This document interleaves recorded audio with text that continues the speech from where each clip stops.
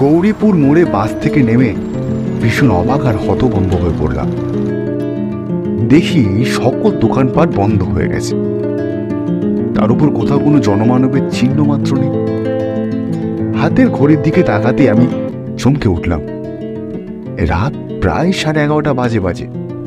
Train miss, তার উপর ঠেলাঠেলি গুঁতোগুঁতি এড়ানোর জন্য 2টো বাস ছেড়ে দিয়েছি ঠিকই, তবে এতটা যে রাত হয়ে যাবে তা ভাবতেই পারিনি।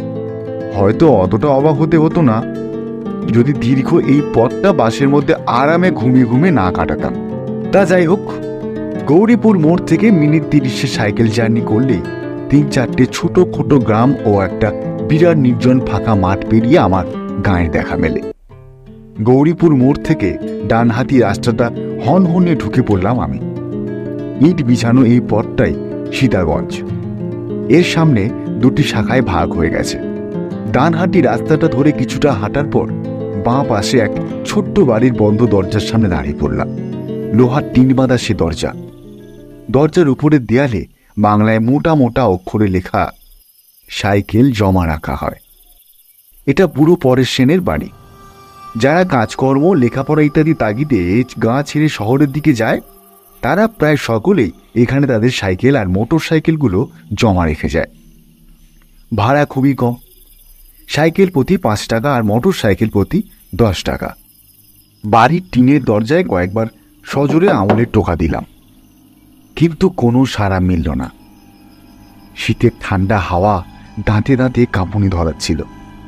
মাথার মাফলারটা তাই আরো শক্ত ও কায়দা করে বেঁধে হাতের তালু দুটো ঘষতে ঘষতে আবার ডাক দিলাম, কাকু, দরজাটা খুলুন, সাইকেলটা নেব। তারপর আরো কয়েকবার আঙুলের টোকা দিলাম, তাও কোনো কাজ হলো না। খুঁড়তুতো এক দাদাকে ফোন করার জন্য পকেট থেকে মোবাইলটা বের করে দেখি বেচারি খিদে পেটে কেঁদে কেঁদে কখন ঘুমিয়ে পড়েছে। এক বিরক্তিসূচক শব্দ করে দরজার দিকে দাঁড়ালাম।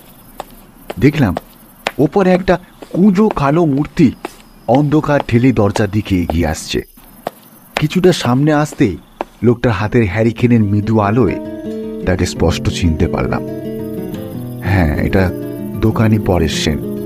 এতক্ষণে আশ্বস্ত হলাম, মনের অনেক দুশ্চিন্তা দূর হলো, মাথাটাও খানিকটা হালকা হলো। বুড়ো পরেশ সেন হ্যারিকেনটা উঁচিয়ে ধরে আমার মুখখানা ভালো করে কয়েকবার দেখে নিয়ে কাঁপা কাঁপা গলায় বলে উঠল, ও তুমি? তাই এত রাত অবধি কোথায় থাকো বাবু? আমি তেমন কিছু না বলে শুধু একটা হ্যাঁ ও দিয়ে তার পিছু পিছু ঘরে এসে ঢুকলাম। বুড়ো সারা শরীর কালো মোটা আরামদায়ক চাদরে ঢাকা, মাথায় মাংকি টুপি, পায়ে একজোড়া ছালোটা কালো বুড়ার চোখে সেই চেনা মোটা ফ্রেমের চশমাটা। কয়েক সেকেন্ড বাদে টর্চ হাতে দরজায় বেরিয়ে এসে সাইকেলে চড়ে বসলাম, আর তৎক্ষণাৎ বাড়ির মোটা লোহার দরজাটা সশব্দে বন্ধ হয়ে গেল। ঠান্ডায় কাঁপতে কাঁপতে আমি সাইকেল চালাতে থাকলাম। ইতিমধ্যে হাতে দস্তানাচড়া গলিয়ে নিয়েছি। হঠাৎই খেয়াল করলাম কাঁপা কাঁপা ঠোঁট দুটো আমার অজান্তে কখন গুনগুনিয়ে সুর ভাসতে শুরু করেছে। শিশুকালে পড়া সেই লাইনটাও মনে মনে আউড়ে উঠলাম, ও আহা কেন করো, শীত লাগে তো গানটি ধরো। ও আহা কেন করো, শীত লাগে তো গানটি ধরো। ও আহা কেন করো, শীত লাগে তো গানটি ধরো। এভাবেই গুনগুন করতে করতে চলল আমার অভিযান। তার প্রায় 15-20 মিনিট সেভাবে যাওয়ার পর হঠাৎ যেন আবহাওয়ার হালকা পরিবর্তন অনুভব করলাম। ঠান্ডাটা বোধ হয় এবার একটু বেশি হুল ফোটাচ্ছে। দেখলাম অন্ধকারে ডুবে থাকা বাড়িঘর আর গাছপালা কেমন যেন রহস্যময় দৃষ্টিতে আমার দিকে তাকিয়ে আছে। তারা যেন আমাকে ঘিরে চুপিসারে এসব ফোন দিয়ে হেঁটে চলেছে। শীত দাঁড়াবে, ঠান্ডা কিছু একটা যেন নিচের দিকে অনবরত নেমে যেতে থাকলো। সাইকেলের প্যাডেলে আমি জোরে চাপ দিলাম, কিন্তু সাইকেল আমি আর আগের মতো টানতে পারলাম না। পা দুটো যেন ঠান্ডায় একেবারে জমে গেছে। মনে হলো সাইকেলের পেছনে কেউ যেন হিমালয় পর্বতটাকে বেঁধে দিয়ে গেছে, আর আমি কাতরাতে কাতরাতে সেটাকে টেনে নিয়ে চলেছি। ভয়ে শরীরের ভারসাম্য হারিয়ে ফেললাম। আরও একবার সাইকেলের গতি বাড়ানোর ব্যর্থ চেষ্টা করলাম। আর ঠিক তখনই আমার ঠান্ডা দেহের বাম কাঁধে এক হিমশীতল হাতে থাবা এঁটে বসল। সাথে সাথে আমি বিভৎস এক চিৎকার করে সাইকেল থেকে গড়িয়ে পড়লাম।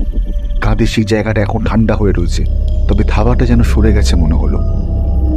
কয়েক সেকেন্ড বাদে আমি আস্তে আস্তে উঠে দাঁড়ালাম। ঘোর মাতালের মতো পা দুটো কেঁপে চলেছে, আর গলাটা যেন শুকিয়ে কাঠ হয়ে গেল। 2-3 বার ঢোক গিলে টিমটিমে টর্চে আলোয় চারপাশটা দেখলাম। তারপর ভয়ার তো কাঁদো কাঁদো গলায় চেঁচিয়ে উঠলাম, কে তুমি? কি চাও? গলার আওয়াজ তো দূরের কথা, ছোটখাটো কোনো শব্দও কানে এসে পৌঁছালো না।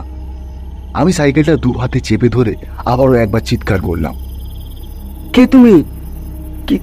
কি চাও আমার কাছে? কয়েক সেকেন্ড কোনো সাড়া নেই।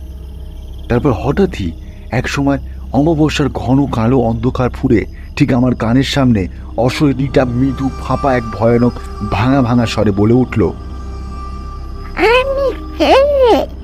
কি হবে তাদের? সাইকেলটা দ্রুত চালাও, দ্রুত চালাও। আমি তোমায় কোনো ক্ষতি করবো না, অন্যথায় তুমি শেষ। শব্দের সাথে বেরোনো আর তার মুখের ঠান্ডা বাতাস আমার এক কান দিয়ে ঢুকে অন্য কান দিয়ে ফুঁড়ে বেরিয়ে গেল, আর বিভৎস এক দুর্গন্ধ সারা গা গুলিয়ে উঠল। আমি মুখ বুঝে প্রথমে সাইকেলে চড়ে বসলাম, তারপর প্যাডেল করতে আরম্ভ করলাম। এবারও সে একই কাণ্ড। সাইকেল টানতে গিয়েও টানতে পারলাম না, কোনো রকম গড়িয়ে চলল যা। হঠাৎই আমার বাম কাঁধে ঠিক সেই জায়গায় আর পেটের ডান দিকে আবারও তীব্র ঠান্ডা থাবার অনুভূতি করলাম। অশরীরীটা আমার 2 হাতে চেপে ধরেছে। দেহের ওই 2 স্থানের মাংসপেশি যেন জমে বরফ হয়ে গেল। এবার দেখলাম সাইকেলটা সজোরে ছুটছে, কিন্তু কোন দিকে ছুটে চলেছি আমরা? সাইকেলটা থামানোর জন্য সজোরে ব্রেক কষলাম, তবুও থামতে পারলাম না। গাছপালা ঘর বাড়ি ফুঁড়ে সাইকেল এগিয়ে যেতে থাকলো। এক সময় সাইকেলটা 3 মাথা রাস্তার মোড়ে এসে পড়ল। চিনতে পারলাম আমি সেই রাস্তা। এটাই তো সীতাগঞ্জ মোড়। মোড়ের বাম হাতি রাস্তাটা নামলেই আর 10-15 মিনিটের পথ। প্রথমে পড়বে সেই ফাঁকা মাঠ, আর তারপরে আমার গ্রাম। মনে পড়লো মাঠের মাঝখানের ভৌতিক শ্মশানটার কথা। কত না আজব, কত না ভয়ঙ্কর সব কাণ্ড ছোটবেলা থেকে সব শুনে এসেছি তাকে ঘিরে। গায়ের লোকেদের বলতে শুনেছি ওই শ্মশানে গভীর অমাবস্যা রাতে নাকি সারা রাত জুড়ে চলে ভূতেদের তাণ্ডব। তারা প্রত্যেককে ভুল পথে চালিত করে মজা দেখে, আর তাদের থলির ভেতর খাবার দাবার ফলমূল সবই আত্মসাৎ করে ফেলে। ঘণ্টাখানেক আগে অবধি আমি এই সকল ঘটনাগুলোকে এতটুকু পাত্তা দিইনি, কিন্তু আজ এই গভীর অমাবস্যা রাতে দাঁড়িয়ে এক বিভৎস নতুন অভিজ্ঞতার শিকার হলাম। ঘটনার বিশ্বাস অবিশ্বাসের মাঝের সুদৃঢ় প্রাচীরটা যেন নিমিষে এক উন্মত্ত সাগরের ঢেউয়ে বরফের মতো গলে গেল। অবশেষে এসে পৌঁছালাম শ্মশানের রাস্তাটায়। বহুদিনের চেনা পথটা আজ যেন কেমন অচেনা ঠেকছে। কিছুক্ষণ আগে অবধি চারিদিকটা ছিল ঘন অন্ধকারে ঢাকা, কিন্তু এ পথে পৌঁছে দেখি কোথা থেকে সব মৃদু মৃদু আলো এসে পড়েছে। বড় বড় বট, অসত্য শেওড়া গাছের চূড়োগুলোতে কি বিভৎস গা ছমছমে সে আবহাওয়া। কোনো একদল অশরীরী অতিথির অপেক্ষায় শ্মশানটা যেন সেজে গুজে সব বসে রয়েছে। সাইকেলের কেরিয়ার জুড়ে বিরাজমান অশরীরীটা তখন আর অতটা ভীতি সঞ্চার করছিল না। তার ঠান্ডা হাতের থাবাটাও আমার দেহ মানিয়ে নিয়েছিল।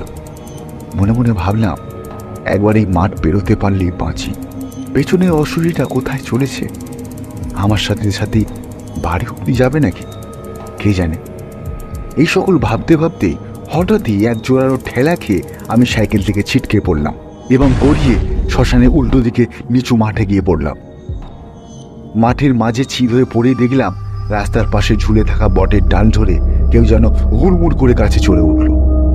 এতক্ষণ সঙ্গে সঙ্গে আসা অশরীরীটাই হবে বোধহয়। তারপরই হঠাৎ শ্মশানের সমস্ত গাছপালা এক জোরালো আলোড়ন শুরু করলো, সাথে বিকট সব চিৎকার। সহস্র অশরীরী দাপাদাপিতেই বোধহয় গাছের ডালগুলো হুড়মুড় করে একসাথে ভেঙে পড়ল। মাঠ ঘাট সব কাঁপতে শুরু করলো, আর ঘাস বিছানো সমতল মাঠটা অজস্র ফাটলে ভরে গেল।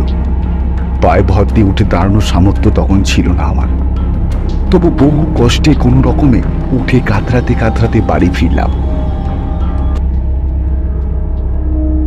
মুখ হাত পাটা ভালো করে ধুয়ে নরম বিছানায় শরীরটাকে টান টান করে মিলে দিলাম। সারা দেহে তখন অসহ্য ব্যথা। থার্মোমিটারের দিকে তাপমাত্রা ধরা পড়ল প্রায় 105 ডিগ্রি ফারেনহাইট। পরদিন সকালে ঘুম থেকে উঠে দেখলাম গায়ের ব্যথার বিন্দু মাত্র নেই, শরীরের তাপমাত্রাটাও পুরোপুরি স্বাভাবিক। কালকের ঘটনাটাও আর অতটা দগদগে ঠেকছে না। দেখলাম আমার সাইকেলের কিছুটা অংশ বেঁকে গেছে। ইতিমধ্যে মা হাতে ব্যাগটা দিয়ে বাজারে যাওয়ার জন্য বলল। আমিও তৎক্ষণাৎ বেরিয়ে পড়লাম। হাটটা বসে সীতাগঞ্জ মোড়েই, সেখানেই চলেছি, সেই একই পথ। কয়েক মিনিট পর শ্মশানের রাস্তাটা এসে পৌঁছালাম। সাইকেল থামিয়ে শ্মশানটাকে ভালো করে দেখতে লাগলাম, কিন্তু সেখানে অস্বাভাবিক কিছুই খুঁজে পেলাম না। গাছগুলো আগের মতোই ডালপালা ছড়িয়ে দাঁড়িয়ে আছে, আর ঘাস বিছানো মাঠটাও রয়েছে ঠিক আগের মতোই সমতল। আমি আর কিছুই ভাবতে পারলাম না। মাথাটা আবার ভার হয়ে আসতে থাকলো। শ্মশানটা ছেড়ে আসার সময় দেখি মাঠের গাছপালা, বেটে বেটে ঘাস আর লোহার চুল্লিটা আমার দিকে ঘাড় ফিরে সমানে হেসে চলেছে।